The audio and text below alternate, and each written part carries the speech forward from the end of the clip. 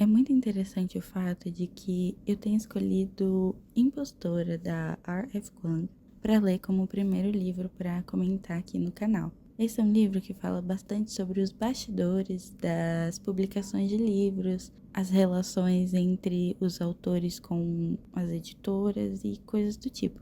Mas também vai falar bastante sobre isso que eu e você estamos fazendo agora, que é vir na internet, comentar, criticar um livro, ou seja, sobre nós, os leitores.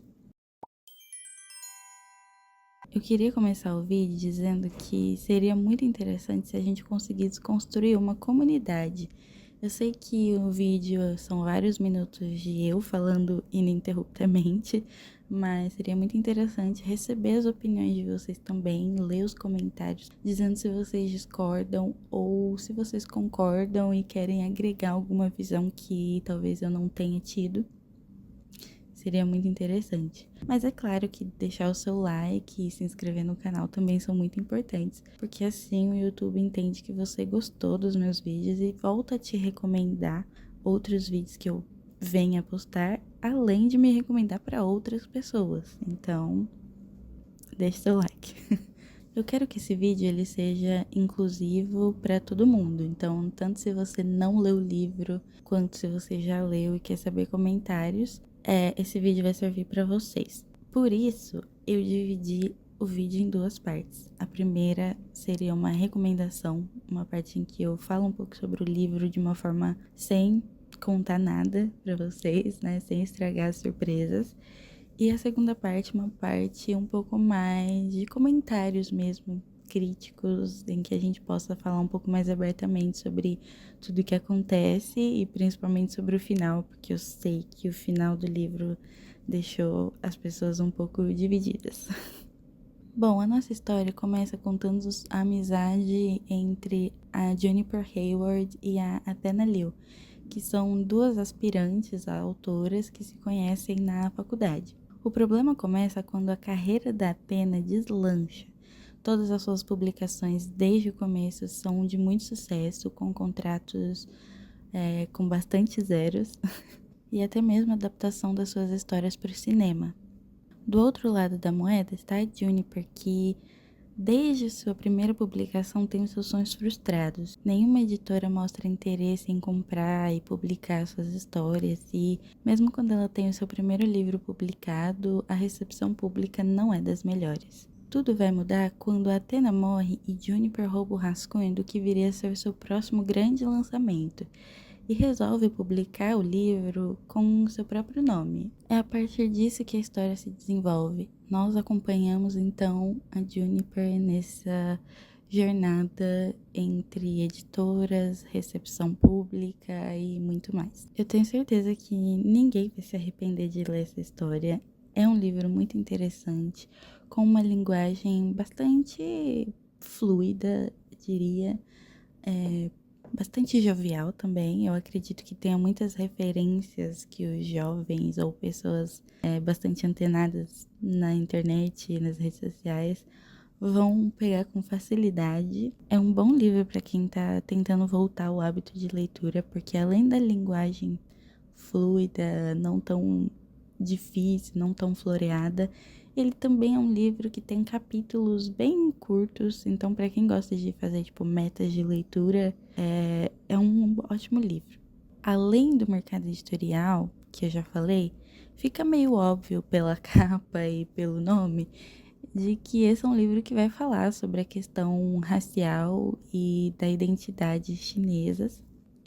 Vai falar muito sobre racismo, vai falar muito sobre apropriação cultural e todo esse tipo de coisas. Então, se você gosta desses temas, esse é um livro para você. Acredito que é interessante falar sobre o nome, né? Que no original do inglês é apenas Yellowface, mas no português ficou traduzido como impostora. Para entender o termo Yellowface, eu acredito que seria uma boa referência lembrar do clipe do Childish Gambino, This is America. Vou colocar uma fotinha aqui. Mas eu lembro que enquanto estava na escola, esse clipe saiu e foi um assunto super comentado, tanto entre os jovens assim da minha sala, tanto na internet, e ele trouxe essa discussão sobre o que era o blackface, né? O termo blackface, ele fazia referência a pessoas que, na hora de fazer uma representação na mídia, ou num teatro, ou qualquer coisa, pintavam os seus rostos de preto para se passar realmente por pessoas negras. Mas eu acredito que o grande problema, além de não dar espaço para pessoas negras participarem das artes no geral, seria o fato de que essas caracterizações geralmente vinham somadas a uma ridicularização do que era a pessoa negra, a pessoa de cor. Em uma entrevista com a R.F. Kuang, a autora comenta um pouco sobre como foi a escolha do nome do livro, que não partiu dela mesma, mas sim de uma colega que trabalhava com ela na editora, que é uma pessoa branca, mas acabou sendo a pessoa quem sugeriu a ideia. E de acordo com a Rebeca, essa colega de trabalho disse algo como: olha, eu sei que é um termo pejorativo, mas e se a gente colocasse yellow face? E ela disse: não é um termo pejorativo. E aí então ela explicou o termo para sua amiga e acabou sendo o nome escolhido pro livro. E por aqui a gente encerra a parte sem spoilers. Para entender um pouco mais essa história, eu acho que é interessante entender as personagens um pouco mais a fundo. Sobre a Athena, por exemplo, eu acredito firmemente que ela é uma espécie de representação do processo criativo, e eu já explico por quê. Todo mundo que produz algum tipo de arte sabe que o processo criativo ele pode ser muito prazeroso, divertido e tudo isso. Mas existe um lado do criar que pode ser um pouco invasivo e incisivo. E no livro a gente vai ver muito sobre isso, porque a Athena ela vivia muito nesse processo um pouco mais doloroso da arte. Por que eu digo que é um processo invasivo e incisivo? Invasivo porque você precisa entrar em lugares que talvez sejam um pouco obscuros, a questão do trauma, da sua própria identidade, das suas próprias emoções. A Athena, por exemplo, era uma pessoa que escrevia sobre as dificuldades dos imigrantes chineses, das histórias de guerra, que são histórias que deixam muitas marcas, tanto psicologicamente nas pessoas, quanto marcas na história mesmo. E incisivo porque ela precisava expor essas histórias. Feito uma cirurgia mesmo que você corta a pele e expõe um órgão, é basicamente essa imagem, apesar de muito forte, é bastante útil pra gente entender do que eu tô falando, porque a Athena, ela basicamente fazia isso, ela pegava os traumas das pessoas, cortava, ela precisava escrever sobre isso, trabalhar em cima disso, tornar isso esteticamente agradável, talvez, por esteticamente que eu falo é do lado da literatura mesmo. A própria autora, nessa mesma entrevista que eu já citei, também falou sobre o nome Athena. Essa escolha, ela tem um propósito. O nome tem inspiração na deusa que colocava ideias dentro da cabeça de Zeus, num processo bastante invasivo e incisivo. Acho que um outro ponto que vale muito a pena comentar é sobre a relação da Athena com a própria mãe. Todo esse processo de dilacerar as histórias acabou afastando a Athena da própria mãe, no sentido de que a própria mãe não conseguia acessar a arte da filha, porque isso doía demais por conta de toda a história que ela mesma tinha vivido no processo de imigração e tudo isso. Essa relação, na verdade, me lembrou um outro filme que também vai falar muito sobre as famílias chinesas e essa certa distância entre os pais e os filhos, que é um filme tudo em todo lugar ao mesmo tempo, que todo mundo deve conhecer. Eu acredito que o mais interessante da Athena seja o fato de que a Rebeca, a autora, não se propôs a criar uma pessoa perfeita apenas porque ela é chinesa, que é algo que o livro discute muito também, mas ela colocou bastante humanidade, né? Então ela expôs ali defeitos, qualidades, sinceridade, falsidade, tudo isso que os humanos vivem essa complexidade que realmente é humana. Então, eu acredito que é uma personagem bastante bem desenvolvida. Já sobre a Juniper, eu até busquei para saber se o nome dela tinha alguma significação, algum significado especial, mas eu não achei nada relativo ao nome, mas eu achei uma imagem que diz que Juniper é um tipo de árvore que, na verdade, não é um tipo, são vários tipos. E existe a Juniper da Califórnia, a Juniper de Utah, mas existe a Juniper chinesa. Eu achei isso um fato um pouco irônico e bastante divertido. Então, é algo a se pensar. É muito interessante que eu tenho uma amiga Juniper e quando eu comecei a ler o livro, eu disse pra ela: Olha, amiga, você tem o mesmo nome da personagem do meu livro. Mas agora eu vejo que não é uma coisa tão legal. Então, desculpa, amiga, você não tem nada a ver com ela. A Juniper, ela é um tipo de personagem muito singular. É um pouco difícil falar sobre ela porque ela tem uma complexidade psicológica bastante intensa. Acredito eu que durante o livro a principal forma da gente entender a própria Juniper é entendendo a relação dela com a Athena. Essa é uma relação um pouco doentia, porque é uma relação um pouco amargurada, pautada pela inveja. Essa vontade de ter tudo que o outro tem e não entender o porquê você não tem o que o outro tem. Só que eu acredito que uma situação que vale a pena destacar do livro é uma que está na página 15 e que fala justamente sobre essa inveja que ela mesma reconhece ter sobre a Athena. As pessoas sempre descrevem a inveja como uma coisa cortante, verde e venenosa, infundada, avinagrada, maldosa. Mas eu descobri que a inveja, para pessoas que escrevem, é mais parecida com o medo. Inveja é a palpitação no meu peito quando vejo notícias do sucesso da Atena no Twitter. Outro contrato, indicação a prêmios, edições especiais, direitos vendidos para outros países. Inveja é a constante comparação que eu faço entre mim e ela, em que eu sempre perco. Voltando à mesma entrevista da Rebeca, ela cita um livro que ela leu, que acabou inspirando esse entendimento afetivo da Juniper, que é o Ugly Feelings da Cien Nai. Desculpem se eu falei errado o nome, mas Ugly Feelings, que se traduz como sentimentos feios, fala sobre alguns sentimentos que seriam secundários com relação a outros. Então, por exemplo, os sentimentos primários seriam a felicidade, a tristeza, o medo. E já sentimentos secundários seriam coisas como a própria inveja. Nesse livro, a autora afirma que existe hoje em dia, nesse estágio avançado do capitalismo, um desequilíbrio entre os poderes que acaba fortificando, intensificando esse tipo de sentimento.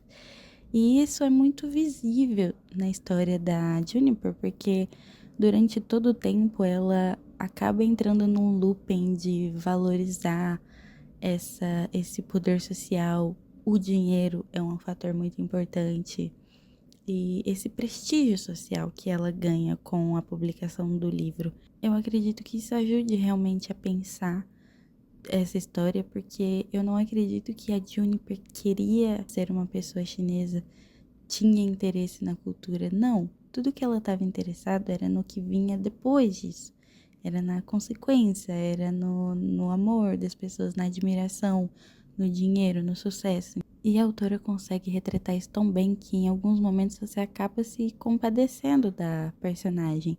Mesmo ela sendo uma personagem deliberadamente racista, você acaba se colocando debaixo da pele dela e entendendo algumas coisas que estão acontecendo. Até que você fala, opa, peraí, mas ela é errada nessa situação. Eu acredito que mais até do que a Athena, Juniper também é uma personagem incrível, assim, no sentido de construção de personagem, de entender as motivações e os porquês das coisas. Acredito que a Rebecca fez um ótimo trabalho. Eu só acredito que a gente poderia ter explorado um pouco mais a questão da importância que é esses traumas. porque a gente foca muito no que tá acontecendo com ela, em como ela tá julgando as pessoas, em como ela tá julgando as histórias e as comunidades, blá, blá, blá, blá, blá. E a gente não entende como ela lidou e como ela segue lidando com questões como, por exemplo, o luto pela perda do pai, que a gente sabe é citado na história, que marcou muito a vida dela, mas não é algo tão desenvolvido no livro. Eu acredito que poderia ter um pouco mais desse lado, para a gente entender um pouco mais desse mosaico de emoções da Juniper. E com isso a gente vem falar sobre o luto, que é algo muito presente na história, né? Não só pela Juniper, que além de ter perdido o pai, viu a morte da Athena, mas também na visão da mãe da Athena. Então acredito que o luto é uma parte muito importante dessa história. Além disso, um outro sentimento que também aparece muito forte na história é a culpa. A culpa por tudo que ela fez e que ela segue fazendo. A culpa é um sentimento que vai virando uma bola de neve. Ela, ao invés de encarar a culpa, se redimir, tentar passar por cima disso, tentar ser uma pessoa melhor, ela acaba trazendo essa culpa para dentro de si e alimentando, alimentando, alimentando aquilo até que ela é levada por ela mesma e pelas próprias escolhas a fazer escolhas piores ao invés de passar por cima disso, e isso vira um grande problema. No final de tudo, esse acúmulo entre o luto, a culpa e o medo e tudo isso acaba gerando uma certa vulnerabilidade emocional que ela mascara na tentativa de guardar esse segredo. Ela guarda esse segredo tão bem que em alguns momentos ela mesma se convence da mentira que ela tá contando. E a verdade é que a Juniper é uma pessoa totalmente vulnerável, ela tá nas mãos dessa mentira. E aqui a gente entra num outro tópico que é o mercado mesmo. Eu falei logo no começo do vídeo que esse é um livro que critica, que conta sobre o mercado editorial, mas aqui a gente vê claramente como o mercado influencia os sentimentos das outras pessoas e consegue fazer o uso dessas sensibilidades, dessas vulnerabilidades e das próprias identidades das pessoas. Esses dias eu tava vendo o vídeo do Normose sobre a cultura woke. Inclusive, ele fala sobre esse mito de que a cultura e as pessoas brancas são neutras. E esse é um mito que quem conta é o mercado. Para esse sistema é vantajoso segregar as pessoas, separar o que é neutro do que é o diferente, entende? Então, essa é uma dinâmica realmente muito alimentada, não só pela indústria literária, mas como qualquer indústria de qualquer tipo de arte e até de coisas que não são da arte. Esses dias mesmo, a Chappell Rowan, que é uma cantora dos Estados Unidos, recebeu um Grammy e no discurso de aceitação do prêmio ela falou sobre como ela gostaria que as labels, né, as empresas de música, fizessem mais pelos novos artistas. Eu acredito que isso é um assunto que se encaixa muito no livro, porque a própria Juniper, ela é fruto dessa dinâmica esquisita entre os novatos e os que já têm sucesso, os escolhidos e os rejeitados e tudo isso. Em resposta ao pronunciamento da Chappell, disseram "You have to put your money where your mouth is", que basicamente significa, numa tradução literal, você tem que colocar o seu dinheiro aonde está a sua boca. Mas que na verdade quer dizer, tá, não adianta você falar se você também não está ajudando. Você tem que colocar o dinheiro também, você tem que ajudar também. Eu entendo esse ponto de vista, mas eu acredito que é errado. Porque quando ela sobe e ela se dirige a pessoas da indústria, a indústria no geral, não é ela quem tem responsabilidade. Eu acredito que eles têm estratégias muito boas para tirarem a atenção deles e colocarem em outro lugar onde na verdade não deveria estar. E isso se relaciona muito com o final do livro. Eu sei, muita gente odiou o final do livro, eu mesma não sou fã. Acredito que esse final do confronto ali entre a Candice e a Juniper foi muito bizarro. Realmente, é impossível negar isso.